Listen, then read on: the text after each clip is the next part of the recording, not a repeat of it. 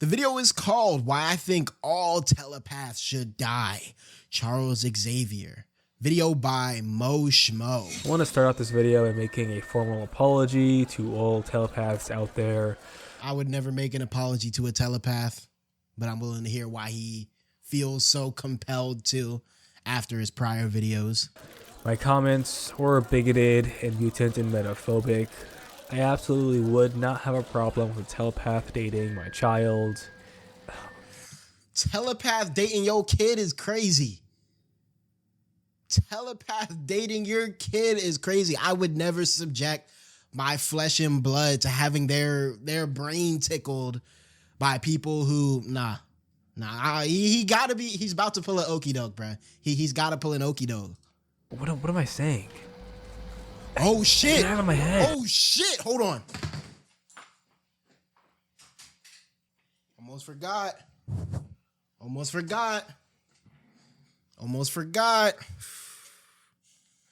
I'm not gonna lie, I would do this bit again, but I got mad as hell when I had to wash this shit afterward, after having not used it to cook. I wanted to make something with noodles in it. I was like, damn, where the fuck is the colander? I saw it on my desk over here. I was like, that was stupid. So honestly though, for those of y'all who didn't know, the second way to cancel out a telepath, Diet Pepsi.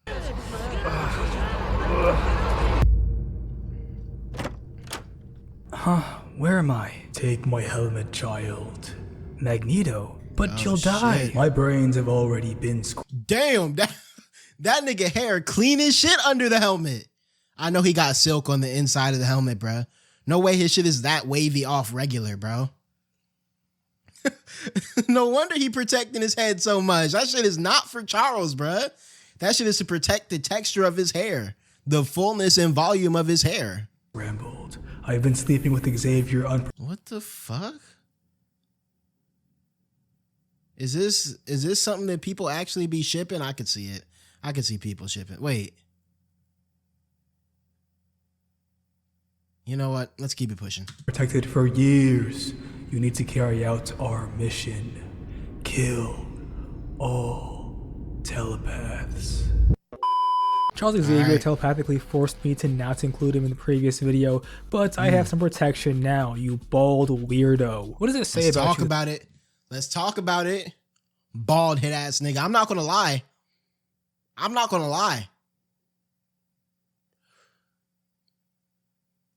It's not crazy to say that Professor X is the most famous bald nigga in fiction. That's not crazy to say. Saitama is up there. Professor X definitely up there. But if we're just talking about people who are known for characteristically being bald, Lex Luthor up there too. Lex Luthor up there too for sure. Lex might be higher up. Lex might be higher up than Professor X.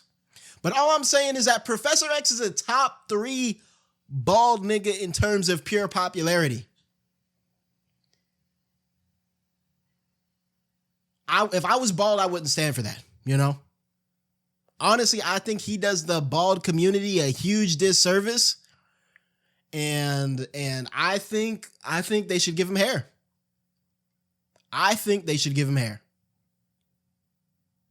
Anywho, let's keep it pushing.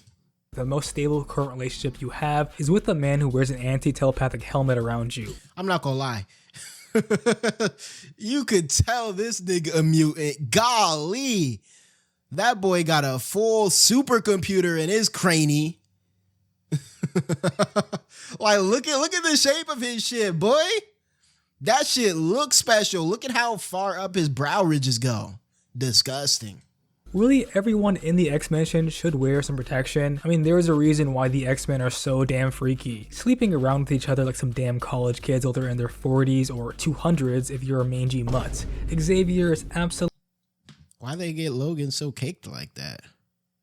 Is that... Is that an edited picture, bro? That shit better be edited. Hold on, let me get my timer out.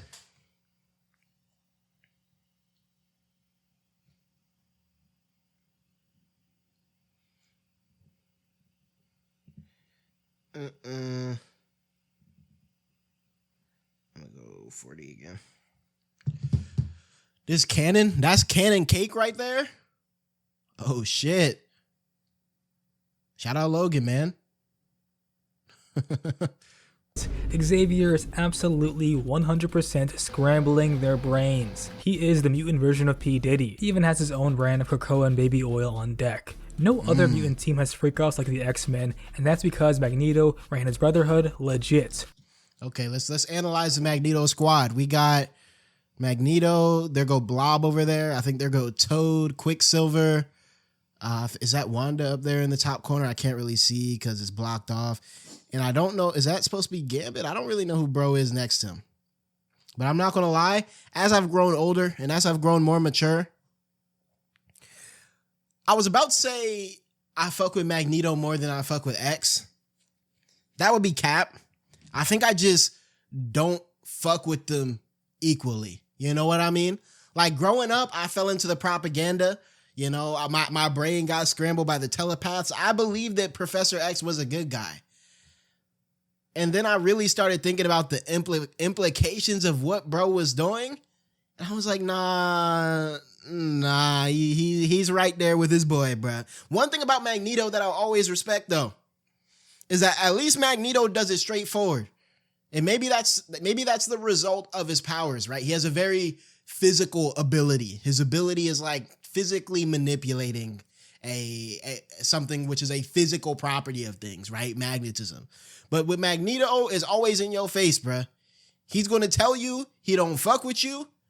He's going to come up to you like a man, and he's going to murder you by throwing a fucking 18-wheeler into your crib. Well, maybe it's not always so straightforward. He might stay back and throw the Golden Gate Bridge at you, but you get the idea. You know what I mean? With X, he gonna try to do some slick shit, some slide shit, try to get in your head, try to like make you like him. I don't really know. You know, it's kind of like that idea of like, I don't fuck with racists, but I have more respect for a racist who can at least stand in his beliefs and not like bitch out when confronted with those beliefs. You know what I mean? And I think that kind of summarizes my relationship with Magneto and Professor X's characters. I have more respect for a character like Magneto who just knows he's in the wrong, or who knows he's doing fucked up shit and just does it because he believes in it, as opposed to a character like X who convinces themselves that what they're doing in their head is right, to the point where they doing the same fucked up shit but thinking they're just for it. No dirty telepaths running amok. At least someone has morals, Charles. No, Charles Xavier is truly a depraved individual, telling Logan that he keeps him around because he needs a... Okay, but let me come close to you anyway. You let me in your house. Why? Because I need a weapon. I don't really fuck with you like that. I just need the claws, man. I'm not gonna lie.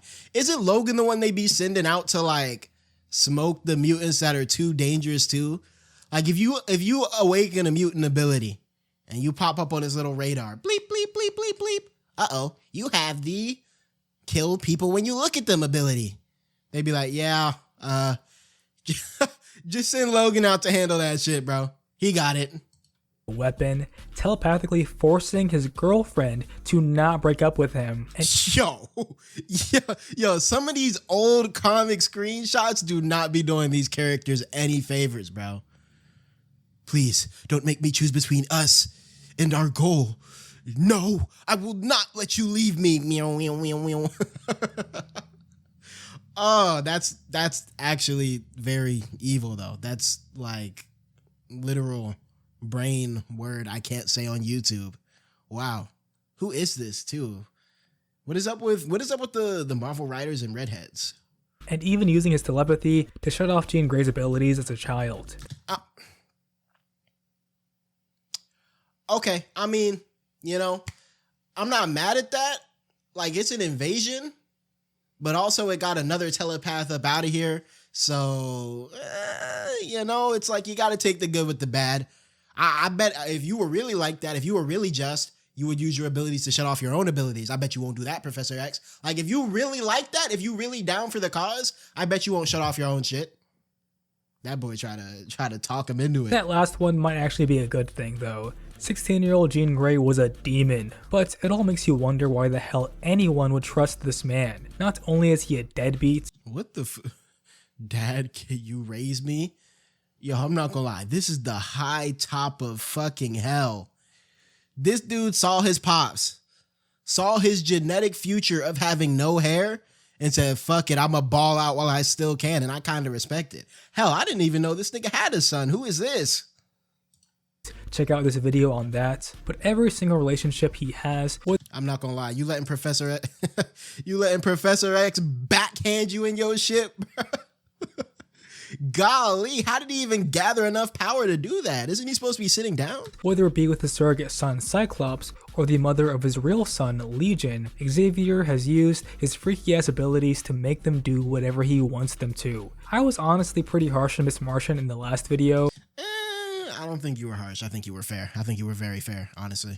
But she is a coughing baby compared to the chrome dome devil that is Charles Xavier. This man has scrambled Wolverine's brain so bad. Why? He got a 200-plus-year-old man calling Xavier the closest thing he has to a father.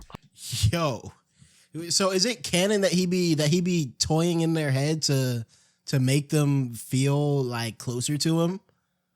Like, if I'm starting to think like, yo, I don't really rock with X like that no more, bro. Let's say I'm in the X-Men, right? If I'm starting to think like, yo, man, I really, some of the stuff we do, I'm not really for it. I don't know how I feel about Professor X allowing all this. Is he going to start like tickling my temples and making me think like, oh no, I love Professor X? I am telling you, he did. Let's see, almost casually floating like a child's balloon tied to blah, blah, blah. You never thought about killing the window? Okay. More than put in those mental blocks. Xavier did him worse than Beast did, trust me. And the thing is, Beast student, what the fuck did I just see on my screen, bro? Yo, there's always something deeper with these X-Men, man. What is this? I'm assuming this is like one of those plant weapons they took off the island. What did Beast do to him, bruh? Golly, Beast ugly as hell in this iteration too. And the thing is, his crimes are far too long to fit in one video. Yeah, I could talk about all the insane moments on Krakoa, or the way he treated Danger Room, or even how hypocritical he is on a day-to-day basis. I want to start out with his betrayal of the first and the greatest X-Man, Cyclops, then go into his disgusting and depraved dating practices with his ex-girlfriend, Amelia Vaughts, and the poor mother of his mutant child, Gabrielle Haller. Charles Xavier— So bro be getting around, bruh. Bro, we getting around. The definition of the road to hell is paved with good intentions. This story will prove just that. In Deadly Genesis, we get introduced to Vulcan, the chud brother of Ska and Alex Summers. When I was reading X-Men Red, I had no clue why this guy sucked so bad. But after reading this comic, I kind of get his deal. In issue 6, we get to learn very tragic and— Yo, who is this nigga feeling? This nigga swore he was aura posing, boy. You don't get to... Nigga put his finger pads on his baldy and swore he was posing. Hey, Logan, turn my chair to the side real quick. I'm really finna hit it on these niggas, bro. I'm really finna hit one on these niggas. Like, what are you doing, bro? Turn your ass around and look at the camera, bro. Niggas always trying to do some extra shit to stand out. Hey, bro, I'm gonna look off to the left and rub my bald ass dome on niggas, bro. I hate this nigga, man. Story of how Scott was rescued from Krakoa back when he was sucking the life force for evil. Nowadays, the Mutant Island and Cypher are cool as hell. However, in this story, we learn there was a secret team founded by Moira McTaggart, then trained by Xavier in far too short of a time to save Cyclops. Okay, so he just grabbed some random mutants and tried to make a quick team real quick, I guess. After they save Scott, Vulcan reveals himself to be Gabrielle Summers, Scott's younger brother. Before we can see this memory play out of them meeting, Havoc, the other bum of a brother, interjects by saying it makes no sense for him to have a brother, he just forgot. I'm not gonna lie, he got that shit on. Xavier reveals that Vulcan, or Gabriel, was not born on Earth and that Scott's parents were kidnapped to be Shi'ar slaves. And their mother was murdered with Corsair, their father, assuming the unborn baby, Gabriel, was dead as well. Instead, the Shi'ar bred Vulcan to be older and stronger than he should have been. He really should be about 70 years younger. Xavier puts his hand on Vulcan's shoulder, telling him he doesn't need to add more tragedy to his life. Yeah, I'm not gonna lie, I wasn't following that backstory, but we gonna keep it pushing.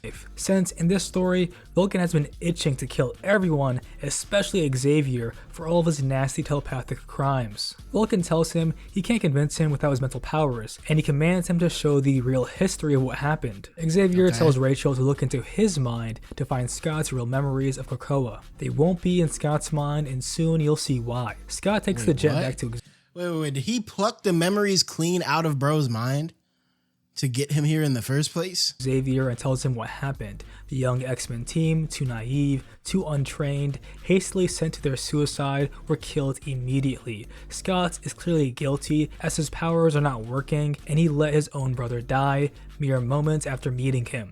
Xavier confirms the truth with Cerebro, and on the next page, Moira tears into him about how she can't trust Xavier with these children, about how Xavier led them to their deaths. She then says, "What about Scott? How is he gonna live with this?" Xavier says a chilling line that tells you a lot about his character. I've decided that's something he doesn't need to know. I've decided, me, Professor X, have decided that's something that someone else doesn't need to know. And because I've decided, nigga, you're not going to know. He says, "I've decided that's something he doesn't need to know." Moira's like, "You've decided?" Scared and terrified of what that actually means. Yo, imagine hearing that, bro, because now at this point, what else has this nigga decided that you just don't even remember? Like, you can't, if you're around this dude, you can't even trust your own memories. Because for all you know, you just got the leftovers of what bro filtered and said, "Oh yeah, that's cool." Like he cleared it, you know what I mean? Like he was like a package handler, like he was TSA, and all the memories were going down the conveyor belt, and he went, "Okay, yeah, that can go past that. Now I'm gonna be taking that and putting it back here. Yeah, that's good. Ooh, this childhood trauma. Nah, you don't get that one. You don't need that one. You don't need that one. I'm gonna just hold this one over here." And based on the fact that he finds it all right to say that to whoever this is, that tells me one of two things. Either one, he genuinely in his head does not understand how wrong that is. And that's the generous interpretation. Or two, he is so egotistical and confident based off the abilities that his powers give him that he's willing to admit to somebody, "Yeah, I do this fucked up, horrible thing," because he knows, just like he's admitting, yeah, actually, I don't really feel like facing repercussions for revealing that, so I'm just gonna unreveal that and put that over there. You know what I mean? Like, if I'm hearing this, how do I know that I'm not next, bruh? How do I know that right after him telling me that, my shit's not getting wiped immediately? In the present day, Cyclops resists the truth and recounts the story of what he thinks happened, but Xavier planted that memory there to ease his mind. In truth, Xavier wiped everything from Scott's mind. All it takes is one moment, a fleeting feeling, a small decision, and a telepath like Charles Xavier is willing to cut out an entire brother from your life. Yo, your brother. Oh yeah, you did have a brother, but nah, I liked you better when you didn't really know about that. I liked you better when you didn't know about that whole brother thing. So actually, you don't have a brother now. Like just think about, bro, like you can't say no to this nigga. And if you do, and it goes through, it's because he really didn't want it that bad. Let's say he really wanted someone on that team. He really wanted someone on the X-Men. He really wanted to recruit someone. And they're not going for it. He might superficially let them do their own thing for a bit. But if he really wants you on that team, you're going to be on that team, bro. And it's not going to be because of a decision that you made, at least not consciously. This obviously creates a rift between them that forces Scott to kick Xavier out of his own mansion. But as time goes on, Scott just keeps seeing how Xavier is willing to... I'm not going to lie, Scott better than me, bro. Scott better than me. If I heard that shit, the glass is coming off instantaneously. use his telepath. Honestly, this whole helmet should have been a fucking red flag, bro. Let's talk about it. I'd argue that as a hero, or as a character in general, if you're going with the no eyes look, I'm already suspicious. If you're putting a big X where your eyes are, I'm already suspicious. Visual language wise, first of all, how did this nigga get so buff? Or is he just atrophied? But visual language wise, like that tells me that you might be on some evil shit. You might be on some evil shit, because why are you hiding your eyes? You know what I mean? Powers, quote unquote, for the greater good, even if it causes a catastrophe. Like we see in Uncanny X-Men, where he convinces a mutant that he has no powers as a way of putting a band-aid over a nuke. Of course, when Xavier dies, that nuke goes off. just fucking like, oh yeah, just caps to him. Yeah, bro, you don't have no powers. Oh, word? Cool. And because of his half measure, a lot of people die. However, all these actions had good intentions, so the audience can understand why he did it, even if it was wrong. I want to talk about all of Xavier's more nefarious actions, and how he mistreats and downright. So that wasn't even we haven't even gotten into the bad shit yet. That was the lesser, those were the lesser nefarious actions. I guess those ones, you know what I mean? You know, if you're being charitable, you could say, you know, his head was in the right place. His heart was in the right place, rather. His intention was in the right place. Let's see what the actual bad shit looks like then. Mentally abuses the women he dates. This one is a short one, but it tells the tale of how Xavier sees the worst parts of himself in Magneto. And when you are a telepath, it honestly makes you more dangerous. In his dream, Magneto asks Charles Xavier to describe him in one word, and he says abuse. Magneto replies, "You never abused your powers before, you never saw something you wanted, never reached out and took it." Xavier says no, not once. Bro, stop lying. Okay, that nigga's super capping. And you will see how wrong he is. He can lie to everyone, but I have this helmet on, so I will tell you the truth. Dream Magneto tells the tale how Xavier could not save his mom, so in his life, he tries saving other people. For lack of a better word, I think you've developed something of a human fetish. I think you spent the rest of your life trying to protect human women the way you were unable to rescue your I'm not gonna lie, that nigga Magneto breaking his ass down, boy, in the therapy chair and everything. He low-key going crazy on him. Came to him with a full head of hair, legs crossed in the therapy chair, and start breaking his shit down. Okay, now they're trying to attack me again. You see my light changing colors. The Diet Pepsi will protect me.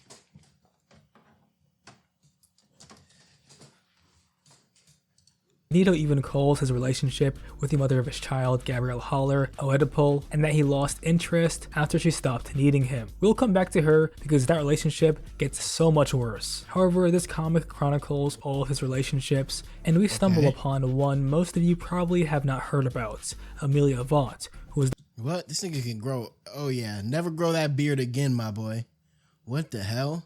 Amelia Vaught, like fucking The Boys? The woman who nursed him back to health after he first became paralyzed. Amelia falls in love with him, and after she finds his research regarding Cerebro, she thinks he tricked her into a relationship. No. Which, to be fair, that's not a crazy thing to wonder about. That's not a crazy thing to wonder about. If I was dealing with a telepath, if I was dealing with someone that I found out was a telepath and that they didn't tell me, again, how do you know that any of your emotions are real? How do you know that any of your thoughts are real? Like, at that point, I feel like that's fair grounds for a breakup. I'm not going to cap. Not yet, Amelia. This time around, Xavier was mildly innocent. He reveals to her that he's actually a mutant as well, and they embrace. Now fast forward, Amelia and Charles, even though they're both mutants trying to make it in the USA, it's not working out because Charles has these lofty goals of creating the X-Men, and she does not agree with the formation of that team. Not for any good reason, to be honest. She's just trying Amelia to stay is low. kind of a coward. She thinks their people should lay low and be safe. As Xavier and her argue, he follows her out the door in his wheelchair. He says, "Please do not make me choose between us and our goal." She says, "It's your goal." And before she can leave, Xavier tries scrambling her noggin like he always does. Damn. off of a breakup is crazy. Before she can even leave, like he didn't even have time to plot or ruminate on that. He just said, "Nah, we going right to it." Like every telepath will always do. He shouts, "I will not let you leave me." Terrifying.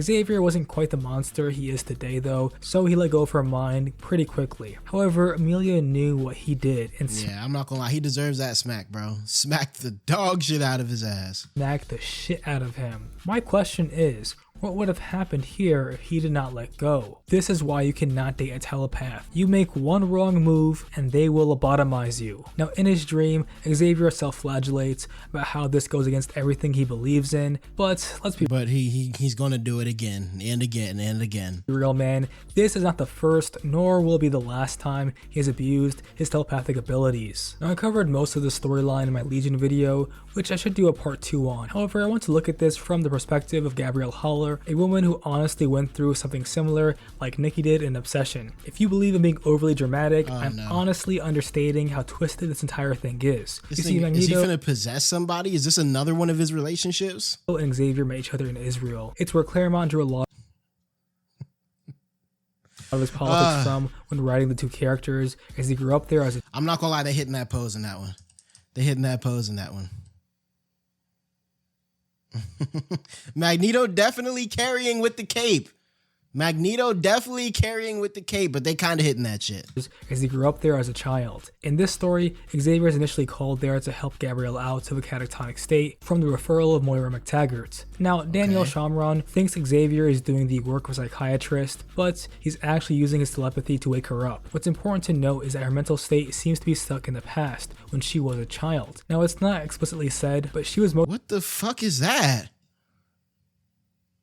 What is that creature? Most likely put into the catatonic state when she was still a kid, and while her body has aged, her mind has not. Now the comic does say she bridged the gap between a child and an adult with ease, however I do not buy any of that. More telepathic propaganda. And if that's not true, it makes what happens later even worse. Now to fast forward a bit, Xavier, Magnus, and Gabby all hang out. Xavier and Gabby get together. Xavier says, "Oh Gabby, you believe you're in love with me, but you're not," which will be important later. And then just kisses her? I'm confused. Xavier and Magnus go through this plot in which they reveal to each other they're actually mutants. And Xavier, what the did this nigga stand up? Like, I know he could walk. He could just be bullshitting in that wheelchair, man. To each other, they're actually mutants, and Xavier is separated from Gabby after already getting with her. Now Xavier becomes a deadbeat and leaves Gabby a single mother, which has her move from one weird relationship dynamic to another. Instead of getting with the psychiatrist, she gets with the lead psychiatrist, Daniel Shamron, after Xavier. Which has to violate and then he's gonna be pissed about that. He's not gonna like that. All kinds of laws, man. Disgusting work. However, it only gets even more disgusting. You see, in the age of Krakoa, all the X-Men books had these data sheets that sometimes had useless info on them and sometimes had very important information. One of these overlooked pages is a diary journal from Moira McTaggart, who notes how they could sire a reality warping mutant, and that Moira has picked out potential matches. I wonder who they could be talking about. Reality warping mutants that Xavier could sire. Oh, you mean Legion. So yo, what is with Legion's hair, bro? Is there like a reason for this shit? I'm so confused. How does his hair even do that? Is he half black? Why does it stand up like that? Like a big ass high top. So Xavier and Moira hand selected a mentally unstable woman who is stuck in a catatonic state of a child to be used as a broodmare to create a reality warping son. Oh, hell no. What the fuck? And they wrote this. Okay, they have to be purposely writing him as a villain, bruh. But the minute he was born... Oh my god, this nigga is fucking disgusting, bro. High top of doom. And had some mental issues, Xavier tried to pretend he did not exist, which no one believes. You have Cerebro Man. You definitely knew he existed years before. However, that isn't even the worst part, because this video is about why I think every telepath should die, and more importantly, why Charles Xavier should be the first one on the chopping block. Now, my argument here is already pretty strong. However, this simply gets worse. In Excalibur 2004. Worse? We're getting worse from possessing people to have your kid? Like, what? For issue 14, written by Claremont himself, we get to see Xavier's Black Bug Room, a visualization of someone's unconscious mind. This time it is Charles Xavier's. He sees Gabrielle Haller here. After a quick kiss, he says that he is now trapped here with his greatest shame. Now you're thinking he finally recognizes all the weird dynamics between a mental patient getting with their doctor, or maybe he realizes the huge mental age gap between Gabby and himself. But no, Charles Xavier reveals something far more nefarious. He tells her that he actually manipulated her emotions and used his telepathic powers to make her care for him. Jeez. Golly. So that was never her in the first place. So old girl who was scared of him in the beginning, who said, who thought he had manipulated her into falling in love with him, that's nothing. That was not out there. That was something that is very within his character to do. Jesus fucking Christ, man. So you take a poor girl who survived the Holocaust, bring her out of a catatonic state in which she is crying for her mom and dad like a scared child. You scrambled her already fractured mind to force her to be in love with you. Weeks later, you impregnate her with the express purpose to create a reality breed a super child warping mutant, and then you abandon her from one power imbalanced relationship to another with Daniel Shamron, leaving them to raise a mentally ill mutant with world-ending capabilities. Xavier, you are evil. Yeah, he gotta go.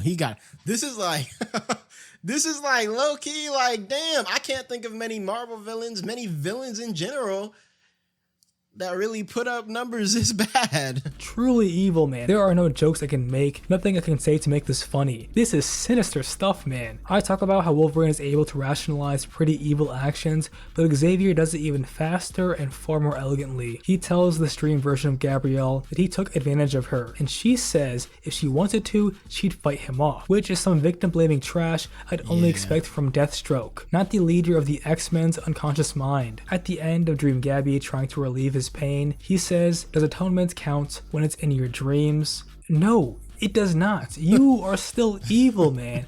And mind you, this video is far too short. Atonement, bruh. And he knows it's a dream too. Only reason he revealed it. I could have made this an hour long just covering Krakoa, but I want to talk about that more in my next video and discuss how badly the X-Men treated Deadpool, but somehow let Apocalypse on the island. Let me know if you guys want more X-Men video. Yeah, we gotta crucify, bro. I'm not gonna lie. We gotta hang his bald ass head in a what do you call it? Like a guillotine. And let that shit roll, bro. He gotta go.